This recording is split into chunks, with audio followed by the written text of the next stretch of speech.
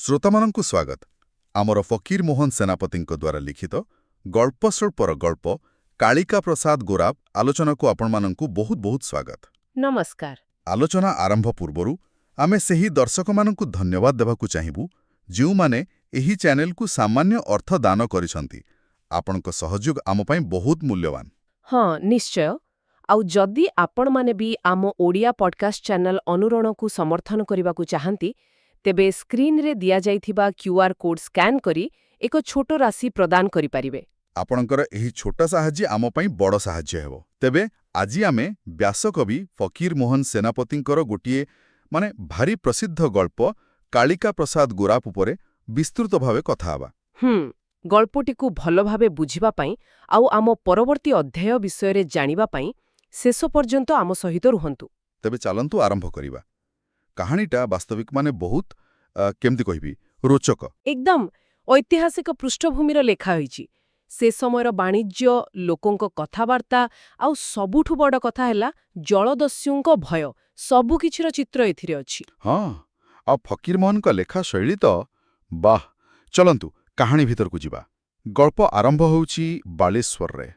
ସେଠାକାର ବଣିକ ମହଲ, ଯେଉଁମାନଙ୍କୁ ମହାଜନ କୁହାଯାଉଥିଲା। ମାନେ ବଡ଼ ବ୍ୟବସାୟୀ, ଜାହାଜ ମାଲିକ। ହଁ, ତେବେ ବାବୁ ଶିବପ୍ରସାଦ ଚୌଧୁରୀ ଗୋଟେ ଜରୁରୀ ବାଣିଜ୍ୟ ସଭା ଡାକିଛନ୍ତି। ସମୟ ହେଇଛି ଦିନ 2 ପହର, ହେଲେ ବେଳ ଗୋଡ଼ି 14 ଘଡ଼ି ହେଲାଣି, ବେଶୀ ଲୋକ ଆସିନାହାନ୍ତି। ଚୌଧୁରୀ ବାବୁ ଟିକେ ବିରକ୍ତ ହେଇଛନ୍ତି। ହଁ, ସେ କହୁଛନ୍ତି ଆଜି ଦିନ 2 ପହର ବେଳେ ସଭା ବସିବା କଥା। କାଲି ଉପରଓଳିଠୁ ମହାଜନମାନଙ୍କୁ ଜଣାଇ ଦିଆଯାଇଛି। ଦେଖନ୍ତୁ, ଉଛୁନିକା 14 ଘଡ଼ି ବେଳ ଟଳିବାକୁ ବସିଲାଣି, ସମସ୍ତଙ୍କର ଦେଖା ସାକ୍ଷାତ ନାହିଁ। ଭାରି ଦରକାରୀ କାମରେ ଏପରି ମଠ କଲେ କି ଚଳେ? ଠିକ୍ ସେତିକିବେଳେ ବାବୁ ଜଗବନ୍ଧୁ ରୋଲେ ଆସି ପହଞ୍ଚିଲେ ଆଉ କହିଲେ, ଆଜ୍ଞା, ଯେଉଁମାନେ ଆସିଛନ୍ତି ସେମାନଙ୍କର ନାମ ଲେଖାଯାଉ। ଆଉ ସାଙ୍ଗେ ସାଙ୍ଗେ ଗୁମସ୍ତା ମାଗୁଣି ମହାନ୍ତି ଖଣ୍ଡେ ବାଲେଶ୍ୱରୀ ଛଣି କାଗଜରେ ନାଁ ଲେଖିବା ଆରମ୍ଭ କଲେ। ତାରିଖ ଥିଲା ତୁଳା ମାସ 16 ଦିନ, ଶୁକ୍ଳ ଦ୍ୱିତୀୟା, ଗୁରୁବାର। ସଭା ବସିଥିଲା ବାବୁ ରଘୁନାଥ ଦେଙ୍କ ଘରେ। କିଏ କିଏ ଥିଲେ ସେଠି? ଥିଲେ ଶ୍ରୀ ଶ୍ରୀ ବାବୁ ରଘୁନାଥ ଦେଙ୍ଗ ନିଜେ, ତାପରେ ଶିବପ୍ରସାଦ ଚୌଧୁରୀ, ଜଗବନ୍ଧୁ ମଲ୍ଲେ, ରାମଦାସ ମହାପାତ୍ରେ, ନାଖଫୋଡ଼ି ନାୟକେ, ନବଘନ ଶ୍ୟାମସୁନ୍ଦର ପ୍ରସାଦ ରାଉତେ, ପରମ ପରିଜା ଆଉ ଚରଣ ଦାସେ। ମୁଖ୍ୟ ଲୋକମାନେ ଆସି ସାରିଥିଲେ। ହଁ, ଚରଣ ଦାସେ କହିଲେ, ଆଉ କାହାକୁ ଅପେକ୍ଷା କରି ଲାଭ ନାହିଁ, ଯାହା ଆଲୋଚନା କରିବାର କଥା ଆରମ୍ଭ କରାଯାଉ। ତାପରେ ପରମ ପରିଜା ପଚାରିଲେ ଚୌଧୁରୀ ବାବୁଙ୍କୁ କି ସଭାର ମୁଖ୍ୟ ବିଷୟ କ'ଣ।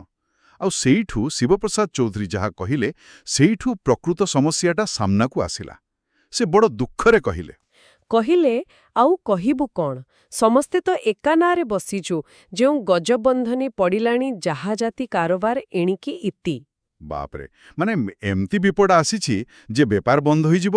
ହଁ, ସେ ତାପରେ ହିସାବ ଦେଲେ, ଗତ 2 ବର୍ଷ ଭିତରେ ଗୋଟେ ପରେ ଗୋଟେ ଜାହାଜ ବୁଡ଼ି ଯାଉଛି। ପରିଜା ବାବୁଙ୍କର ରାଜରାଜେଶ୍ୱରୀ ପ୍ରସାଦ, ମଲ୍ଲଙ୍କର ଦୁର୍ଗା ପ୍ରସାଦ, ତାଙ୍କ ନିଜର ଲକ୍ଷ୍ମୀ ପ୍ରସାଦ, ନାୟକ ବାବୁଙ୍କର ରାମପ୍ରସାଦ, ଆଉ ଏବେ ଦେ ବାବୁଙ୍କର କାଳିକା ପ୍ରସାଦ। 5ଟା ବଡ଼ ଜାହାଜ।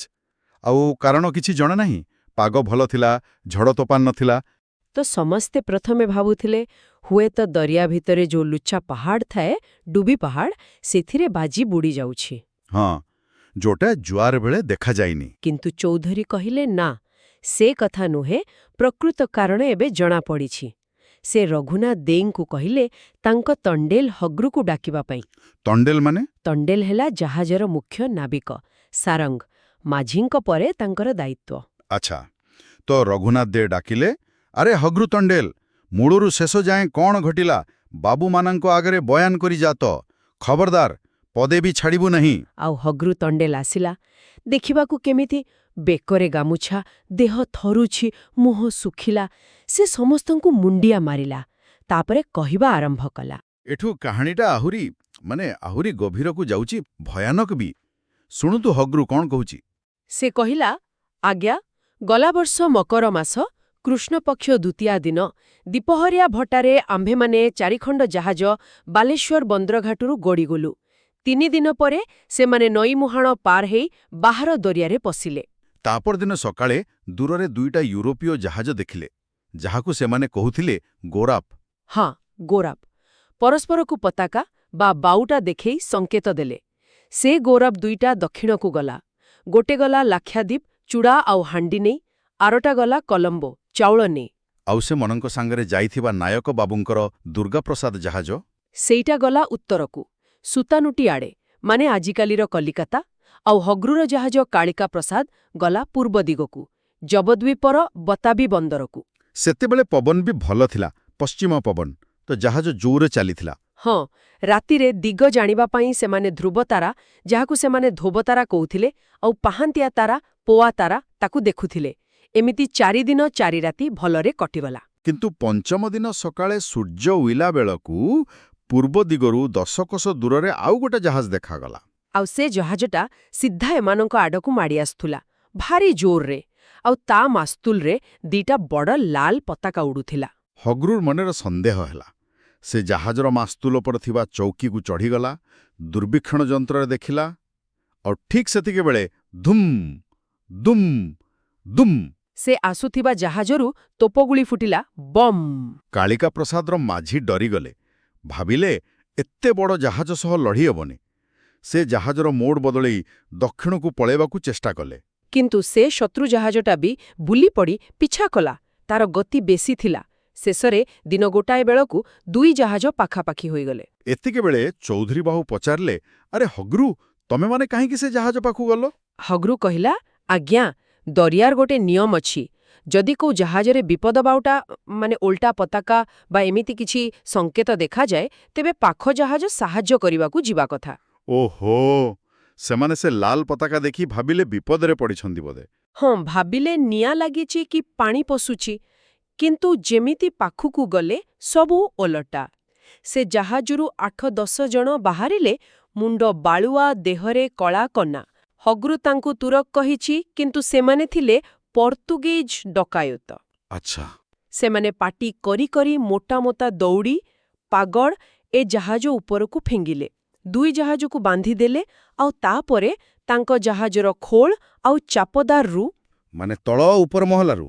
ହଁ, ପ୍ରାୟ 2 କୋଳି ମାନେ 40 ଜଣ ଲୋକ ଖପ୍ ଖପ୍ କରି କାଳିକା ପ୍ରସାଦ ଉପରକୁ ଡେଇଁ ପଡ଼ିଲେ। ବାପରେ, 40 ଜଣ? ଆଉ ସେମାନେ ଦେଖିବାକୁ? ହଗ୍ରୁ କ'ଣ କହିଲା? ହଗ୍ରୁ କହୁଛି, ଆଜ୍ଞା, କି କହିବି ସେମାନଙ୍କର ରୂପ। ଗୋଟେ ଗୋଟେ ପଞ୍ଚହତା ମର୍ଦ୍ଦ, ମୋଟାହୋଟା, ଦେଖିବାକୁ ଯେମିତି ବନର ରାକ୍ଷସ। କିନ୍ତୁ ମୁହଁଗୁଡ଼ାକ ଫିରିଙ୍ଗିଙ୍କ ପରି ଗୋରା, ଟକ୍ ଟକ୍, ମୁଣ୍ଡରେ ଟୋପି, ଆଖିଗୁଡ଼ାକ ମନ୍ଦାର ଫୁଲ ପରି ନାଲି, ଆଉ ମୁହଁରୁ ଏମିତି ମଦ ଗନ୍ଧ ବାହାରୁଛି ଯେ ପାଖରେ ଠିଆ ହେବା ମୁସ୍କିଲ। ହାତରେ ଚକ୍ ଚକ୍ ବଙ୍କା ତରବାରୀ, ଅଣ୍ଟାରେ କୋଡ଼ାବିନ୍ ବନ୍ଧୁକ। ଶୁଣିକି ଡର ମାଡୁଛି। ତାପରେ ନାବିକମାନେ କ'ଣ କଲେ? ନାବିକମାନେ ତ ଭୟରେ କିଏ କୁଆଡ଼େ ପଳେଇଲେ। ମାଝି ମାନେ କ୍ୟାପ୍ଟେନ ଟିକେ ସାହସ କରି କିଛି କହିବାକୁ ଯାଉଥିଲେ, ହେଲେ ଜଣେ ଡକାୟତ ଏମିତି ଗୋଟେ ଚୋଟ ମାରିଲା, ଓହୋ, ମାଝିଙ୍କ ମୁଣ୍ଡଟା ଛିଣ୍ଡି ଯାଇ 5 ହାତ ଦୂରରେ ପଡ଼ିଲା। ହେ ଭଗବାନ! ସେ ଡକାୟତଟା ସେ କଟା ମୁଣ୍ଡଟାକୁ ଧରି ନାବିକମାନଙ୍କୁ ଦେଖେଇ ଗାଳି ଦେଲା।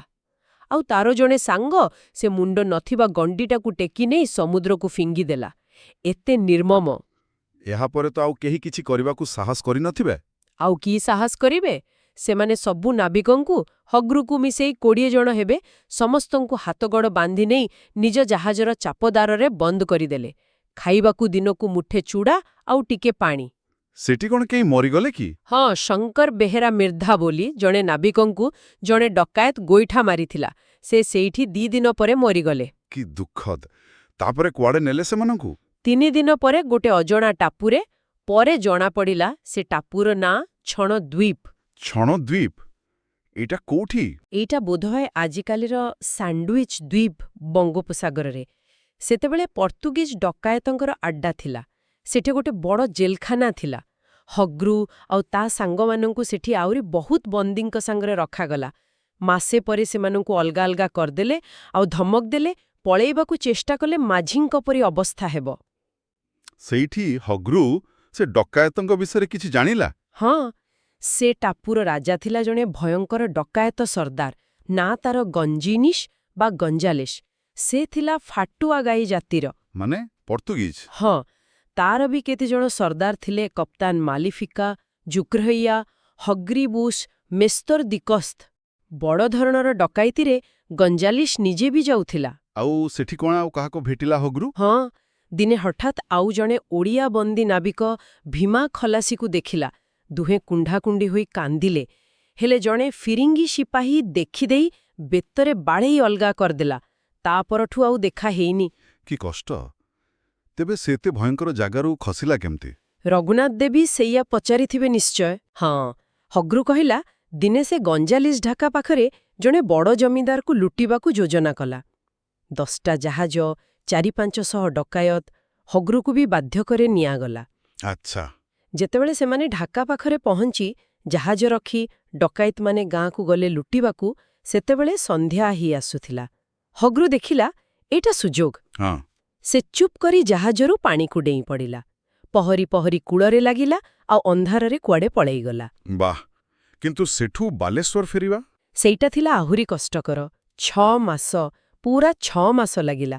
ଜଙ୍ଗଲ, ପାହାଡ଼, ଅଜଣା ଗାଁ ଦେଇ ଚାଲି ଚାଲି କେତେବେଳେ ଭିଖ ମାଗି ଖାଇଲା, କେତେବେଳେ ଉପାସ ରହିଲା।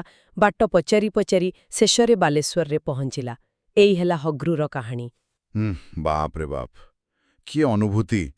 ସଭାରେ ବସିଥିବା ଲୋକେ ତ ପୁରା ସ୍ତବ୍ଧ ହୋଇଯାଇଥିବେ। ଏକଦମ୍। କିଛି ସମୟର କେହି କିଛି କହିପାରିଲେନି। ଶେଷରେ ରାମରାମ ପାତ୍ରେ କହିଲେ, ହଁ, ଏବେ ଯାଇ କଥାଟା ଜଣାପଡ଼ିଲା। ଆମେ ଭାବୁଥିଲୁ କ'ଣ ହେଉଛି, ଏ ତ ବୋମ୍ବାଟିଆଙ୍କ କାମ। ବୋମ୍ବାଟିଆ ମାନେ ଜଳଦସ୍ୟୁ, ପାଇରେଟ୍ସ। ତ ମହାଜନଙ୍କର କ'ଣ ହବ?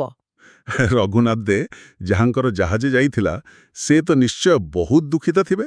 ସେ କହିଲେ, ଭାଇମାନେ, ସେ ଜାହାଜ ନୁହେଁ, ସେ ମୋ ଅଣ୍ଟା ଭାଙ୍ଗି ଦେଇଛି। ଏକଦମ୍ ନୂଆ ତିଆରି ହୋଇଥିଲା। ଏ ବାଲେଶ୍ୱରର ସବୁଠୁ ଭଲ କାରିଗର ଅର୍ଜୁନ ମହାରାଳା ତାକୁ ତିଆରି କରିଥିଲା। କି ମଜବୁତ, କି ଜୋରରେ ଯାଉଥିଲା। ଆଉ ସେଥିରେ ମାଲ ବି ବହୁତ ଥିଲା କହୁଥିଲେ ନା? ହଁ, 6,000 ମହଣ ସରୁ ଚାଉଳ, 2,000 ମହଣ ଲୁହା, 2,000 ଟଙ୍କାର ଲୁଗା। ସେ ଚାଉଳ ପୁଣି ବତାବିରେ ଜଣେ ଇଂରେଜ ଗ୍ରାହକ ପାଇଁ ସ୍ପେଶାଲ କିଣା ହେଇଥିଲା। ବହୁତ ଦାମିକା। ସେ ଆହୁରି କହିଲେ, ମୋ ପିଲାମାନେ ସେ ଜାହାଜକୁ ଏତେ ଭଲ ପାଉଥିଲେ ଯେ ତାଙ୍କ କଥାରେ ପଡ଼ି ମୁଁ କାଠ କପିକଳ ବଦଳରେ ବିଲାତି ଇସ୍ପାତ କପିକଳ ଲଗେଇଥିଲି। ବାହାରଟା ଚିତ୍ର କରେଇଥିଲି, ରଙ୍ଗୀନ ପତାକା ଲଗେଇଥିଲି। ହାୟ, ସେ ପିଲାଙ୍କ ବୁଦ୍ଧିରେ ପଡ଼ି ତାକୁ ବତାବି ପଠେଇଲି। ସେ ଭାବୁଥିଲେ ବିଶାଖାପଟ୍ଟନା ପଠେଇଥିଲେ ଭଲ ହୋଇଥାନ୍ତା। ହଁ, ଏତିକିବେଳେ ଚରଣ ଦାସ କହିଲେ, ସେ କଥା ଛାଡ଼ନ୍ତୁ, ବତାବିରେ ଲାଭ ବେଶୀ, ସେଇଥିପାଇଁ ତ ପଠେଇଥିଲେ। କିନ୍ତୁ ପରମ ପରିଜା ସିରିୟସ୍ ହୋଇ କହିଲେ, ଏବେ କିଛି ଗୋଟେ କଠୋର ନିୟମ, ମାନେ କଟକଣା ଦରକାର, ନହେଲେ ଜାହାଜ ଛାଡ଼ିବା ଠିକ୍ ନୁହେଁ। ହେଲେ ରାମରାମ ପାତ୍ରେ କହିଲେ, କଟକଣା କଲେ କ'ଣ ବେପାର ବନ୍ଦ କରିବା? ପେଟ ପୋଷିବା କେମିତି? ମୋ ମତରେ ଆମେ ଜବଦ୍ୱୀପ, ବତାବି ଆଡ଼କୁ ଜାହାଜ ପଠେଇବା ବନ୍ଦ କରିଦେବା। କୁଆଡ଼େ ପଠେଇବେ ତାହେଲେ? ଦକ୍ଷିଣ ଦିଗକୁ, ବିଶାଖାପାଟଣା, ମାନ୍ଦ୍ରାଜ, କଲମ୍ବୋ। ସେପଟେ ତ ଡକାୟତ ନାହାନ୍ତି। କିନ୍ତୁ ଚରଣ ଦାସ ପୁଣି ପ୍ରଶ୍ନ କଲେ, ଆଜି ନାହାନ୍ତି, କାଲି ଯଦି ସେପଟକୁ ଆସିବେ? ଏଇ ସମୟରେ ନବଘନ ଶ୍ୟାମସୁନ୍ଦର ରାଉତେ ଗୋଟେ ନୂଆ ପ୍ରସ୍ତାବ ଦେଲେ। କହିଲେ, ହଗ୍ରୁ କହୁଛି ଡକାୟତମାନେ ଫିରିଙ୍ଗିଙ୍କ ପରି। ତେବେ ଆମେ ସବୁ ଫିରିଙ୍ଗିଙ୍କ ସହ ବେପାର ବନ୍ଦ କରିଦେବା, ବାସନ୍ଦ କରିଦେବା। ବାସନ୍ଦ? ଏଇଟା କେମିତି କାମ କରିବ? ଚରଣ ଦାସ ବିରୋଧ କଲେ ନିଶ୍ଚୟ। ହଁ, ଜୋରରେ ବିରୋଧ କଲେ। କହିଲେ, ଏ କି କଥା କହୁଛନ୍ତି? ସେ ଡକାୟତ ରାଜା ଗଞ୍ଜେଇ ନିଶ ତ ଛଣଦ୍ୱୀପରେ ଅଛି। ଆମେ ଏଠି ବାସନ୍ଦ କଲେ ସେ କ'ଣ ପଳେଇବ? ଆଉ ସବୁ ଫିରିଙ୍ଗିଙ୍କୁ ତଡ଼ିଦେଲେ ବେପାର କରିବା କାହା ସାଙ୍ଗରେ? ତାଙ୍କ ଯୁକ୍ତି ଥିଲା ଯେ ଫିରିଙ୍ଗିମାନେ ଲକ୍ଷ୍ମୀପୁତ୍ର, ବଡ଼ କାରବାର କରନ୍ତି, ଭଲ ଦାମ ଦିଅନ୍ତି। ହଁ, ଆଉ ଯଦି ସମସ୍ତଙ୍କୁ ତଡ଼େଇବା, ସେମାନେ ଓଲଟି ଆହୁରି ବେଶୀ ଡକାୟତି କରିବେ। ଏଇଟା ବାସ୍ତବିକ ଚିନ୍ତା ଥିଲା। ତାପରେ ରାମରାମ ପାତ୍ରେ ପୁଣି କହିଲେ, ସବୁ ଫିରିଙ୍ଗି ନୁହନ୍ତି, ଖାଲି ଫାଟୁଆ ଗାଈମାନେ ପର୍ତ୍ତୁଗୀଜ ଡକାୟତି କରୁଛନ୍ତି। ଏତିକିବେଳେ ପରମ ପରିଜା, ଯିଏ କହୁଥିଲେ ଫିରିଙ୍ଗି ଖଲାସିଙ୍କ ସହ ମିଶନ୍ତି, ସେ ଟିକେ ରାଗିଯାଇ କହିଲେ, ଆପଣମାନେ ଭିତର କଥା ନ ଜାଣି ଯୁକ୍ତି କରୁଛନ୍ତି। ତାପରେ ସେ ବୁଝେଇଲେ। କ'ଣ ବୁଝେଇଲେ? ସେ କହିଲେ, ପୂର୍ବରେ ସମୁଦ୍ର ପାର ହେଲେ ବିଲାଇତ ବୋଲି ବଡ଼ ଟାପୁ ଅଛି। ଯିବାକୁ 1.5 ବର୍ଷ ଲାଗେ। ସେଠି ଅଲଗା ଅଲଗା ଜାତିର ଫିରିଙ୍ଗି ଅଛନ୍ତି। ଓଲନ୍ଦାଜ, ଡିଙ୍ଗେମାର, ଇଂରେଜ, ଫରାସୀ, ଫାଟୁଆଗାଈମାନେ ବି ଆଉ ଗୋଟେ ଜାତି। ସେ ତାଙ୍କ ଧର୍ମ କଥା ବି କହିଲେ। ହଁ, କେମିତି ରବିବାର କାମ କରନ୍ତିନି, ଗିର୍ଜା ଯାଆନ୍ତି, ତାଙ୍କର ପୁରୋହିତ କଳା ଲୁଗା ପିନ୍ଧନ୍ତି, ମହମବତୀ ଜାଳନ୍ତି, ଏସବୁ। କଥା ଶୁଣି ରାମରାମ ପାତ୍ରେ କହିଲେ, ହଁ ପରା, ମୁଁ ଦେଖିଛି ଫରାସୀ ଓ ଡିଙ୍ଗେମାର ସାହେବ ଏକାଠି ଖାଉଥିଲେ। ତେବେ ସେମାନେ ନିଶ୍ଚୟ ଏକା ଜାତି ହେବେ, ଗୋଟେ ଟୋପି ମୁଣ୍ଡିଆ ଜାତି। କିନ୍ତୁ ରଘୁନାଥ ଦେ ମନା କଲେ। ସେ ଅଧିକ ଜାଣିଥିଲେ। କହିଲେ ନା ନା, ସେମାନେ ପୁରା ଅଲଗା। ତାଙ୍କ ଗୋଦାମ ଅଲଗା, ଗଦି ଅଲଗା, ଜାହାଜ ଅଲଗା, ବେପାର ଅଲଗା। ଆଉ ଇଂରେଜମାନଙ୍କ କଥା କ'ଣ କହିଲେ? କହିଲେ ଇଂରେଜମାନେ ଏମାନଙ୍କ ଭିତରେ ଆହୁରି ଅଲଗା।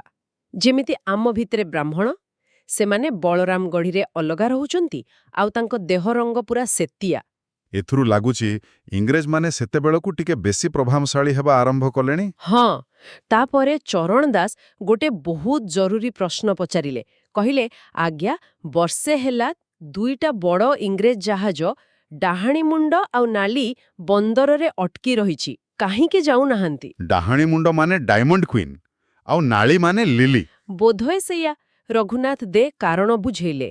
ପ୍ରଥମ କାରଣ, ବିଲାତରେ ମାନେ ୟୁରୋପରେ ଫିରିଙ୍ଗିଙ୍କ ଭିତରେ ଯୁଦ୍ଧ ଲାଗିଛି। ବାକି ସବୁ ଜାତି ଗୋଟେ ପଟେ, ଇଂରେଜ ଏକା ଗୋଟେ ପଟେ। ଓହୋ, ତେଣୁ ଇଂରେଜ ଜାହାଜ ଦେଖିଲେ ଆକ୍ରମଣ ହେଉଛି। ହଁ, ଆଉ ଦ୍ୱିତୀୟ କାରଣ, ଏଠି ବାଲେଶ୍ୱରରେ ବିଦେଶୀ ନାବିକମାନେ କାମ ନ କାଇ ବହୁତ ମଦ ପିଉଛନ୍ତି। ସେଥିପାଇଁ ବେମାର ପଡୁଛନ୍ତି, ମରି ବି ଯାଉଛନ୍ତି। ତେଣୁ ଜାହାଜ ଚଲେଇବାକୁ ଲୋକ ମିଳୁନାହାନ୍ତି। ଏକଥା ଶୁଣି ପରମ ପରିଜା ପୁଣି ଉତ୍ସାହିତ ହୋଇଗଲେ। କହିଲେ, ଦେଖନ୍ତୁ, ଇଂରେଜମାନେ ନିଜେ ଡରିଛନ୍ତି, ତେଣୁ ଆମେ ବାକି ସବୁ ଫିରିଙ୍ଗିଙ୍କୁ ଛାଡ଼ି କେବଳ ଇଂରେଜଙ୍କ ସହ ବଳରାମଗଡ଼ି ଆଉ ସୁତାନୁଟିରେ ବେପାର କରିବା। ଏଥର ରଘୁନାଥ ଦେ ବି ସମର୍ଥନ କଲେ। ସେ ସୁତାନୁଟିର ବହୁତ ପ୍ରଶଂସା କଲେ। କହିଲେ, ସେଠି ଜଣେ ଧାର୍ମିକ ଇଂରେଜ ସାହେବ ଅଛନ୍ତି, ଜବଚଣାଖିଆ ସାହେବ। ଜବଚାର୍ନକ। ହୋଇପାରେ। ସେ ସାହେବ ଭାରି ସାଢୁ। ମଦମାଂସ ଖାଆନ୍ତିନି, ଗଙ୍ଗା ସ୍ନାନ କରନ୍ତି, କାଳିଘାଟରେ ପୂଜା ଦିଅନ୍ତି। ଖାଲି ଯଅ, ଛତୁ ଆଉ ଚଣା ଖାଆନ୍ତି। ସେ ସୁତାନୁଟି ହାଟ ବସେଇଛନ୍ତି। ସେଠି ଚୋରି ଡକାଇତର ଭୟ ନାହିଁ। ତାଙ୍କର ତେଲଙ୍ଗା ପାଇକ ଅଛନ୍ତି। ଆଉ ସେ ମରାହାଟା ଆକ୍ରମଣରୁ ବଞ୍ଚିବା ପାଇଁ ଗୋଟେ ନାଳ ଖୋଳିଛନ୍ତି ବୋଲି ବି ଶୁଣାଅଛି। ହଁ, ମାରାଠା ଡିଚ୍। ସେ କହିଲେ, ସେଠି ଏତେ ସୁରକ୍ଷା ଯେ ମାଲ ପଦାରେ ପଡ଼ିଥିଲେ ବି କେହି ଛୁଇଁବେନି। ସୁତାନୁଟି ବଡ଼ ବେପାର କେନ୍ଦ୍ର ହେଇଗଲାଣି। ତାହେଲେ ଶେଷରେ କ'ଣ ନିଷ୍ପତ୍ତି ହେଲା? ଜଗତବନ୍ଧୁ ମଲ୍ଲ କ'ଣ କହିଲେ? ମଲ୍ଲ କହିଲେ, ତେବେ ଆଉ ଏତେ କଥା କହିଲା ହବ କ'ଣ? ଆସନ୍ତୁ, ଆମେ ସମସ୍ତେ ଏକମତ ହେବା। ଆଜିଠୁ ଆମେ ଖାଲି ଇଂରେଜ ବଣିଆଙ୍କ ସାଙ୍ଗରେ କିଣାବିକା କରିବା, ଆଉ ଆମର ସବୁ ଜାହାଜ କେବଳ ସୁତାନୁଟି ହାଟକୁ ପଠାଇବା। ଆଉ ସମସ୍ତେ ରାଜି ହୋଇଗଲେ। ହଁ, ଆଶ୍ଚର୍ଯ୍ୟ କଥା। ସମସ୍ତେ ଏକା ସ୍ୱରରେ ହରିବୋଲ ଦେଲେ। ସଭା ଭଙ୍ଗ ହେଲା। ଏଠି ଗଳ୍ପ ଶେଷ। ବାସ୍ତବିକ ଏକ ଅସାଧାରଣ କାହାଣୀ ଆଉ ତାର ପରିସମାପ୍ତି। ଆମେ ପୁରା କାହାଣୀଟା ଶୁଣିଲେ, ସେ ମହାଜନଙ୍କର ସଭା, ହଗ୍ରୁର ସେ ଲୋମହର୍ଷଣକାରୀ ବର୍ଣ୍ଣନା, ଡକାୟତଙ୍କର ଅତ୍ୟାଚାର, ଆଉ ଶେଷରେ ସେ ବଡ଼ ନିଷ୍ପତ୍ତି। ହଁ, ତେବେ ଏ ଗଳ୍ପରୁ ଆମେ କ'ଣ ବୁଝିଲେ? ଏଇଟା ଖାଲି କାହାଣୀ ନୁହେଁ, ଏଇଟା ସେଇ ସମୟର ଇତିହାସର ଗୋଟେ ଚିତ୍ର। ପ୍ରଥମ କଥା ହେଲା, ଦରିଆ ବେପାର ସେତେବେଳେ କେତେ ବିପଦପୂର୍ଣ୍ଣ ଥିଲା। ଜଳଦସ୍ୟୁଙ୍କ ଭୟ ବହୁତ ବଡ଼ ଥିଲା। ଦ୍ୱିତୀୟରେ, ସେ ବାଲେଶ୍ୱରର ବଣିକ ସମାଜ କଥା। ସେମାନେ କେମିତି ଏକାଠି ବସି ଆଲୋଚନା କରୁଥିଲେ, ମତଭେଦ ସତ୍ତ୍ୱେ ଗୋଟେ ନିଷ୍ପତ୍ତିରେ ପହଞ୍ଚୁଥିଲେ। ଆଉ ତୃତୀୟ, ଯୋଉଟା ବହୁତ ଗୁରୁତ୍ୱପୂର୍ଣ୍ଣ, ସେତେବେଳକାର ଭାରତୀୟମାନେ ୟୁରୋପୀୟମାନଙ୍କୁ କେମିତି ଦେଖୁଥିଲେ। ତାଙ୍କ ଭିତରେ ଥିବା ଦ୍ୱନ୍ଦ୍ୱ, ଅଧାଜ୍ଞାନ, ଭୁଲ ଧାରଣା। ହେଲେ ଧୀରେ ଧୀରେ ସେମାନେ ଇଂରେଜମାନଙ୍କୁ ଚିହ୍ନିବାକୁ ଆରମ୍ଭ କଲେ, ତାଙ୍କ ଶକ୍ତିକୁ ବୁଝିଲେ। ହଁ, ଆଉ ସୂଚନାର ଗୁରୁତ୍ୱ ଦେଖନ୍ତୁ, କେମିତି ଖାଲି ହଗ୍ରୁର କଥା ଆଉ ନିଜର ଅଳ୍ପ ଜ୍ଞାନ ଉପରେ ଭରସା କରି ସେମାନେ ଏତେ ବଡ଼ ନିଷ୍ପତ୍ତି ନେଲେ।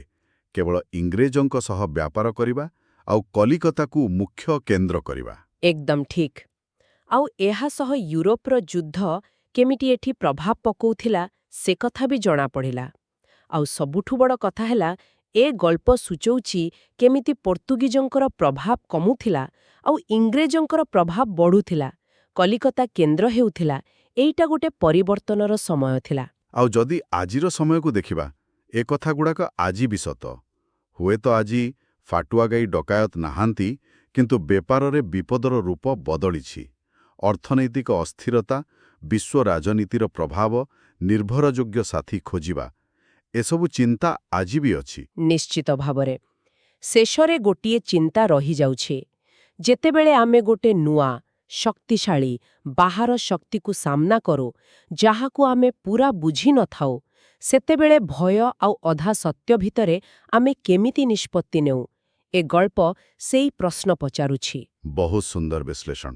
ତେବେ କାଳିକା ପ୍ରସାଦ ଗୋରାପ୍ର ଏହି ଆଲୋଚନାରେ ଆମ ସହ ଯୋଡ଼ି ହୋଇଥିବାରୁ ସମସ୍ତ ଶ୍ରୋତାଙ୍କୁ ବହୁତ ବହୁତ ଧନ୍ୟବାଦ। ଫକୀର ମୋହନଙ୍କ ଆଉ ଏକ ଚମତ୍କାର ଗଳ୍ପ ସହ ଆମେ ଖୁବ୍ ଶୀଘ୍ର ଫେରିବୁ।